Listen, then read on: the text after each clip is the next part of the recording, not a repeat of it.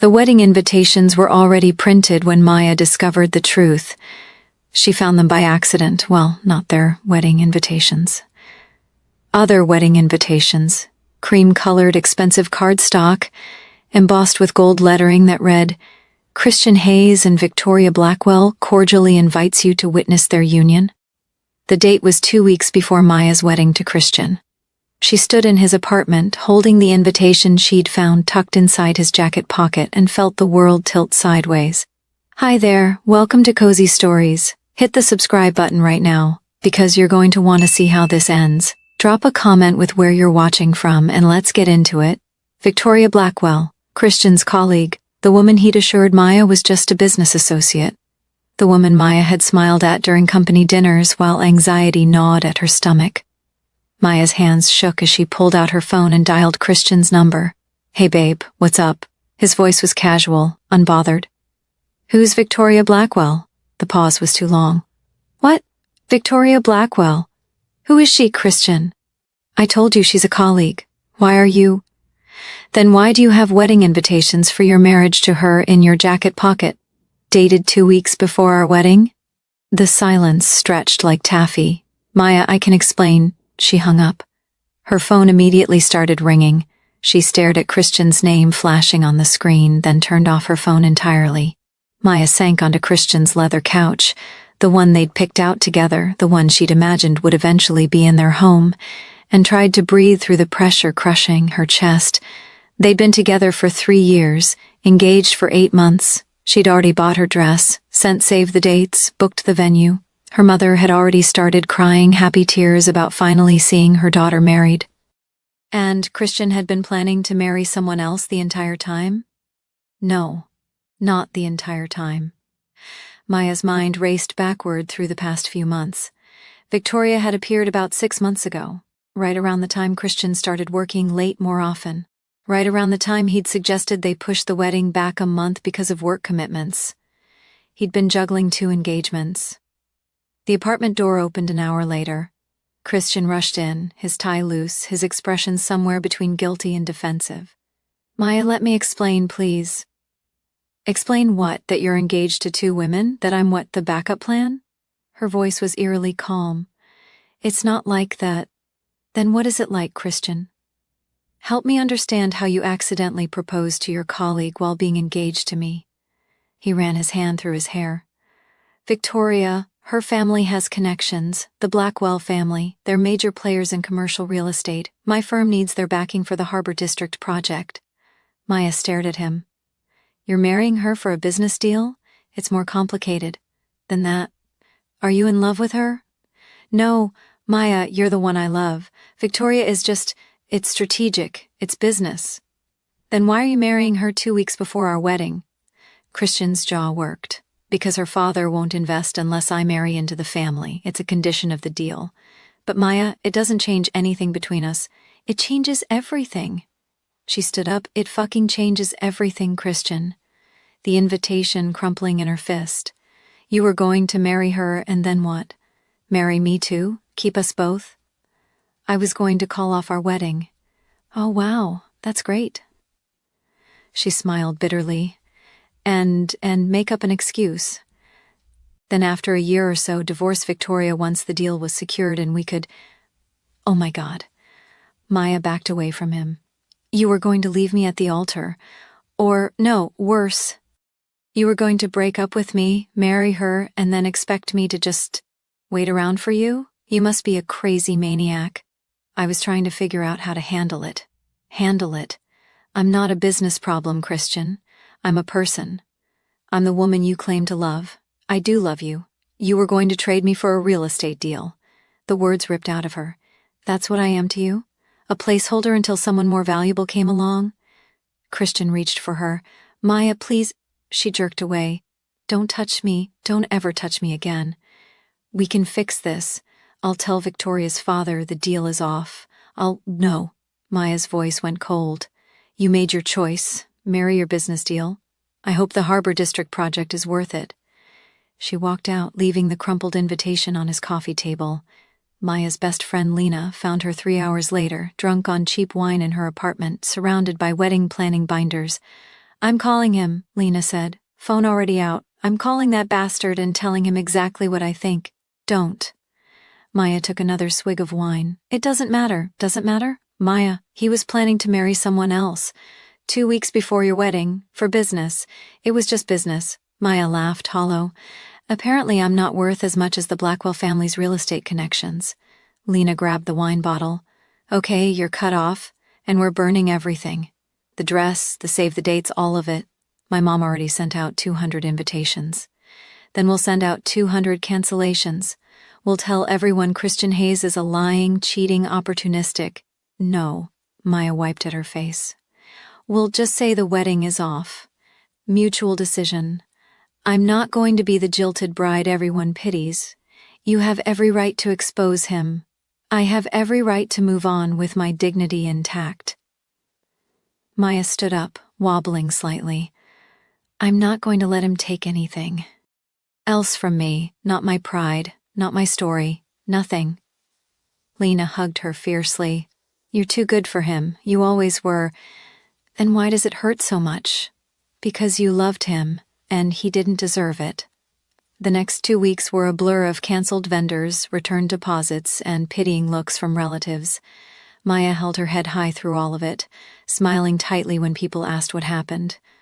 We realized we wanted different things, she'd say. Simple, clean, true enough. She didn't mention Victoria Blackwell, didn't mention the wedding invitations, didn't mention that Christian had texted her 47 times begging to talk, each message more desperate than the last.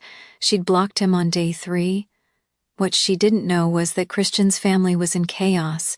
His mother Eleanor had called an emergency family meeting when she'd found out about Victoria. His father Richard had threatened to disown him for this messy business. And his uncle, his father's younger brother, Dante Hayes, had shown up to the meeting with murder in his eyes. You did what? Dante's voice had been dangerously quiet. Christian had shrunk in his chair. It's a strategic marriage. The Blackwell deal. You were engaged to Maya, that sweet girl who's been nothing but kind to this family. And you were planning to leave her for a business deal? Uncle Dante, you don't understand the commercial real estate business. I built a billion-dollar tech company from nothing. Don't lecture me about business. Dante leaned forward. Did you love her, Maya? Christian hesitated. I cared about her. That's not what I asked. It's complicated. It's simple. Did you love her? Christian looked away. Not the way I should have. Dante stood up. Then you're an even bigger fool than I thought. That girl loved you, actually loved you, and you traded her like a commodity. What was I supposed to do? The Blackwell deal is worth $50 million. Some things are worth more than money, Christian. You'll figure that out eventually. Probably too late. Dante grabbed his coat. I'm going to the wedding. Eleanor looked up sharply. What wedding? Victoria's. Someone from this family should witness the mistake he's making. Maya didn't go to Christian's wedding to Victoria. She did, however, go to a bar. It was the night of what should have been her wedding. Lena had offered to stay with her, to organize a divorce party, even though they'd never made it to the marriage part. But Maya had waved her off. I need to be alone, she'd said, just for tonight, to grieve what could have been. Tomorrow I'll start over. So she'd put on her best dress, not the wedding dress, she'd already returned that, and gone to an upscale hotel bar to drink expensive cocktails and pretend she was celebrating something. She was on her second martini when someone sat down beside her. Drinking alone is either very brave or very sad, a deep voice said. Maya turned to find a man in an impeccably tailored suit sitting on the bar stool next to hers. He was older, maybe late 30s to her 28, with dark hair touched with silver at the temples, sharp features, and eyes that looked like they'd seen everything. He was also devastatingly handsome. Maybe both, Maya said, turning back to her drink. Mind if I join you in your brave sadness? I'm drinking alone, too. Free country. He signaled the bartender. Whiskey. Neat. Then he turned to her. I'm Dante. Maya. Recognition flickered in his eyes. Maya. As in Maya Torres? The woman who was supposed to marry my nephew today? Maya's head whipped around. Your nephew? Christian Hayes. Idiot extraordinaire. Dante raised his glass. I just came from his wedding to Victoria Blackwell. It was appropriately soulless. You dodged a bullet. You're Dante Hayes. Maya had heard of him. Christian's uncle, the black sheep of the Hayes family, who'd rejected the family real estate business to build his own tech empire, the one Christian both envied and resented. Guilty. And you're the woman my nephew was stupid enough to let go. Dante studied her. You're handling this remarkably well. I'm 3 martinis in. Ask me again tomorrow. He laughed, and the sound was warm and genuine. Fair enough. Can I buy you a 4th? Trying to get me drunk, Mr. Hayes? Trying to apologize on behalf of my family for raising an idiot. He signaled the bartender. Another martini for the lady. Maya should leave. This was Christian's uncle. This was weird and complicated, and probably a terrible idea. Instead, she heard herself say, "Tell me something. Is it genetic? The Hayes family tendency to treat people like business assets?" Dante considered this. My brother Richard? Absolutely. Married his wife because she came from money. My nephew learned from the best. He swirled his whiskey. Me, I left that world behind. Built something on my own terms. Dated for love once. It didn't work out, but at least it was real. What happened? She wanted the society wife's life. I wanted to build companies, live happily quietly with her, and change the world. We wanted different things. He smiled wryly. The divorce was amicable. We're still friends. She sends me a Christmas card every year. That sounds healthy. It sounds boring, but it's better than whatever mess Christian's creating. Dante turned to face her fully. Can I ask you something? Did you love him? Really love him? Maya thought about it, the martini loosening her tongue. I loved who I thought he was. Turns out I was in love with a version of him I'd created in my head. The real Christian? The one who'd trade me for a business deal? I don't think I ever knew him. That's a very mature perspective for someone who got their heart broken 2 weeks ago. Who says my heart is broken? Maya finished her 3rd martini. Maybe I'm just pissed off. Dante laughed again. I like you, Maya Torres. You don't know me. I know you showed up tonight in a knockout dress instead of crying into ice cream. I know you're drinking top-shelf martinis instead of cheap wine. I know you're sitting here with the uncle of the man who screwed you over instead of setting his car on fire.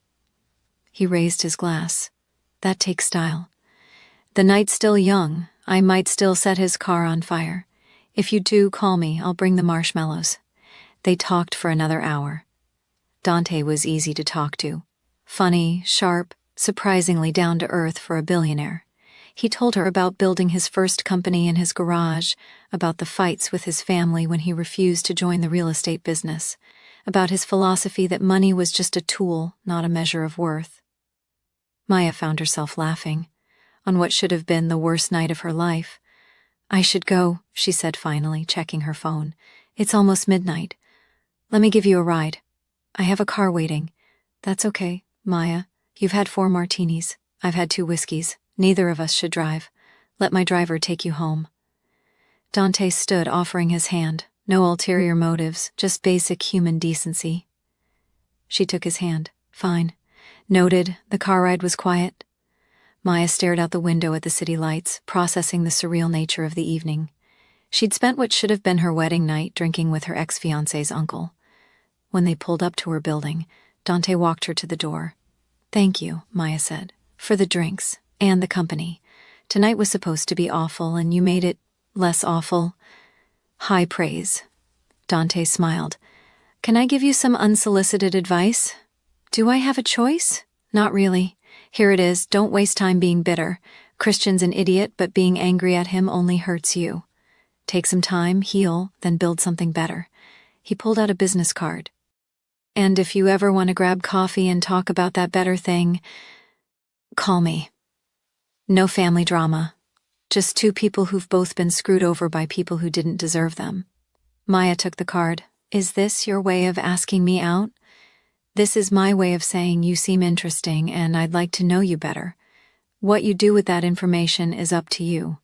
He stepped back. Good night, Maya Torres. Good night, Dante Hayes. She watched his car drive away, then looked down at the business card in her hand. Dante Hayes, CEO, Hayes Technologies. His personal cell number was written on the back. Maya didn't call him. For 3 weeks, she focused on putting her life back together.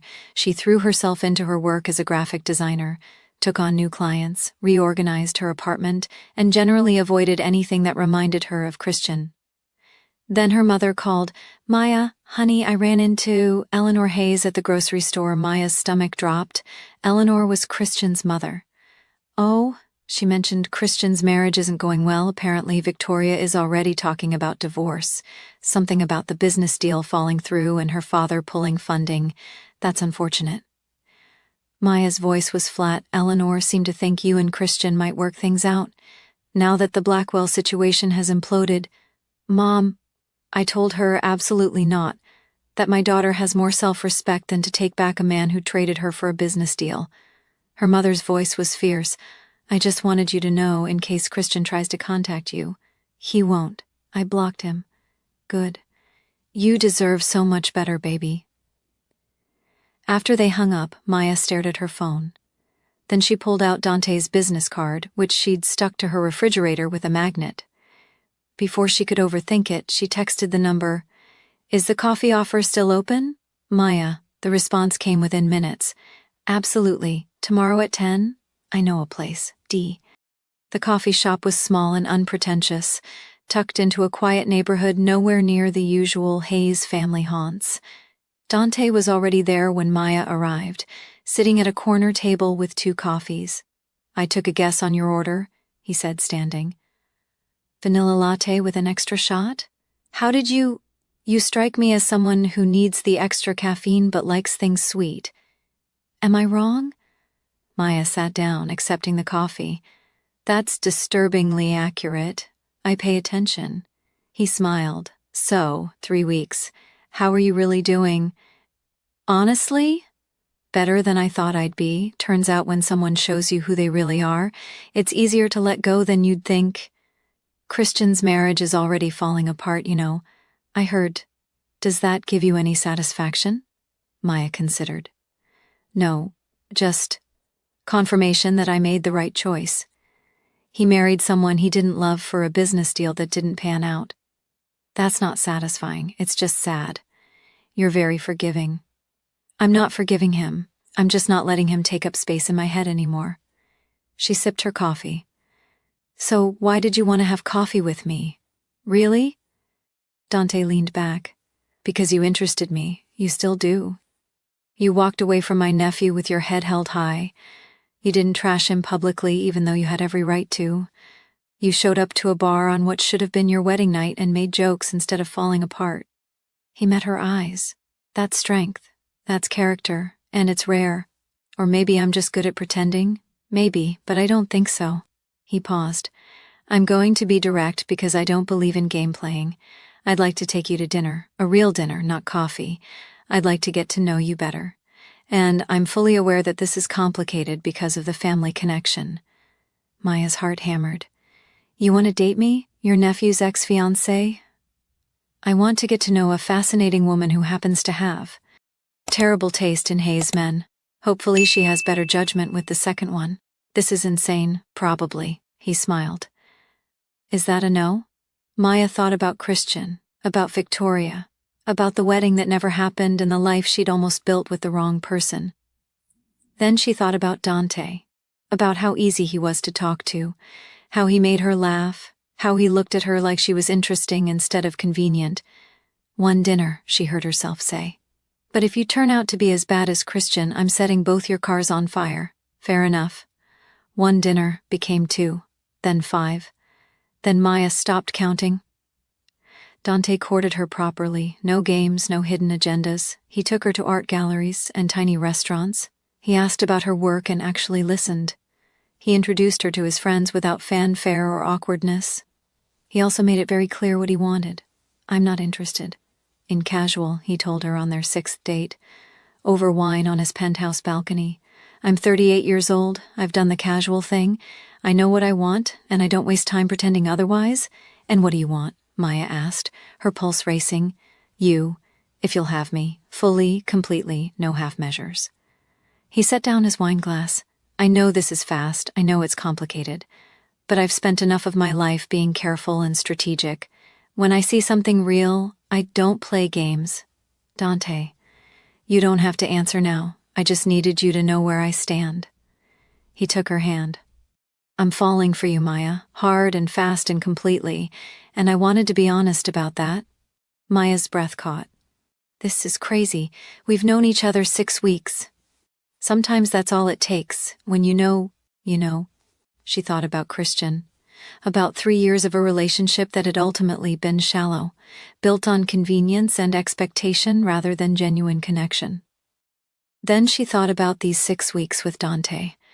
The conversations that lasted until dawn, the way he remembered tiny details she mentioned in passing, the way he looked at her like she was the most important person in any room.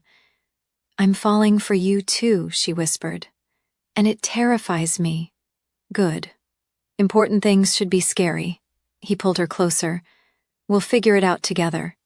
He kissed her then, and it felt like coming home and jumping off a cliff simultaneously. The Hayes family exploded when they found out.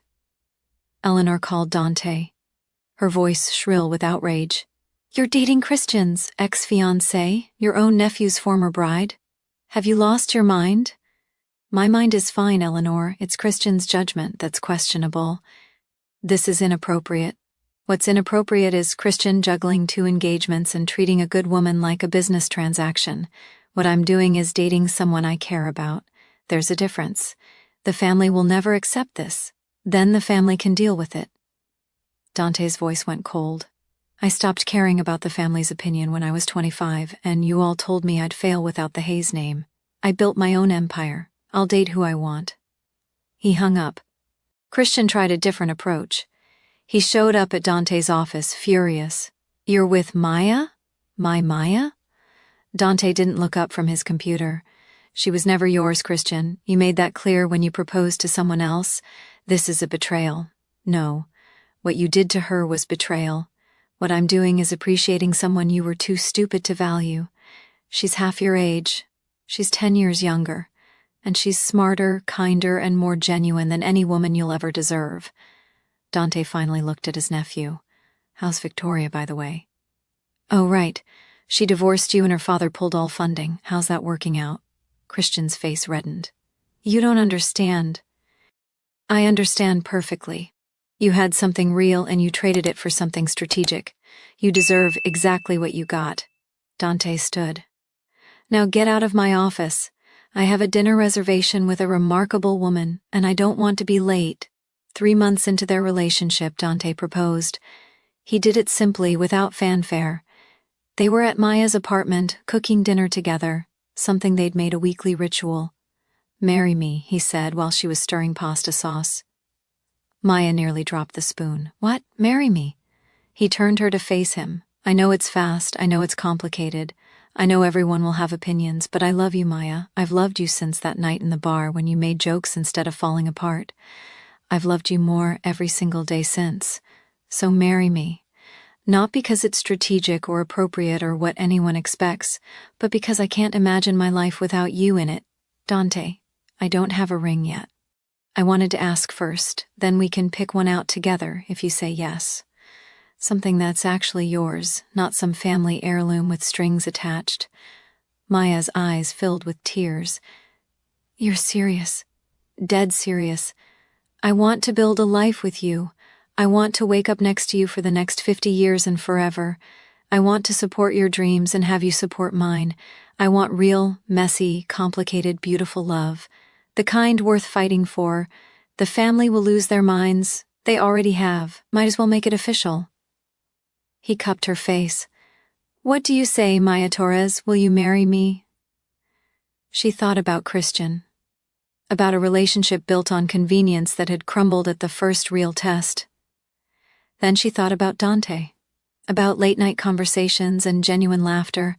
About someone who saw her completely and loved what he saw. About real partnership instead of strategic alliance. Yes, she said, tears streaming. Yes, I'll marry you. He kissed her like she was oxygen. And he was drowning.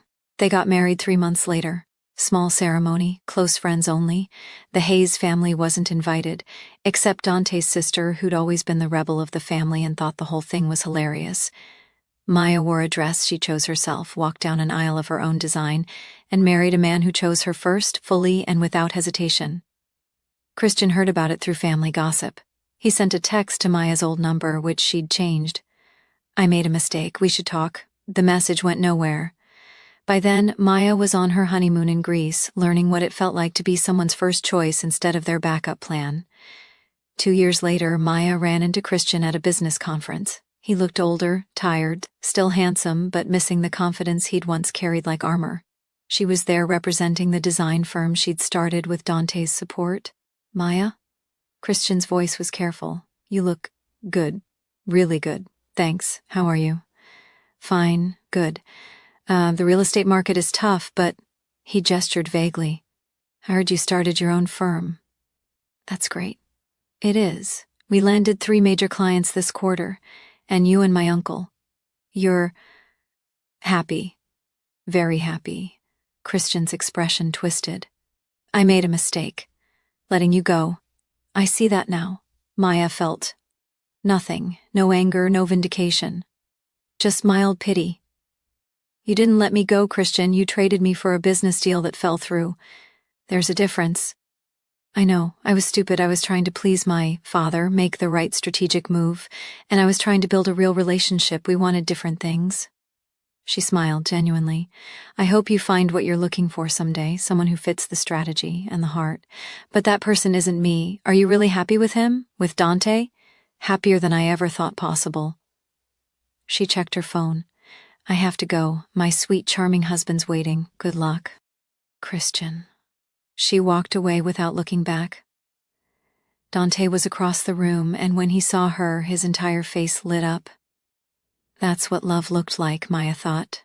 Not strategic alliances or business deals, but someone whose day got better just because you walked into it. "How'd it go?" Dante asked, pulling her close. "Fine. Good. Completely over it. That's my girl." He kissed her temple. "Ready to go home?" "Absolutely."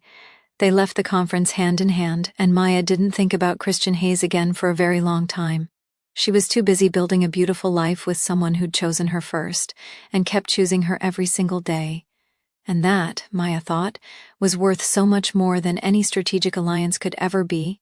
If this story kept you hooked from start to finish, do me a favor, hit that subscribe button, drop a comment about where you are watching from, and if you made it this far, you're part of something special. You're part of a community that believes in complex stories, in flawed characters, in love that isn't simple but is real. So stick around, because I've got more stories like this coming, stories that'll make you think and make you feel, make you love.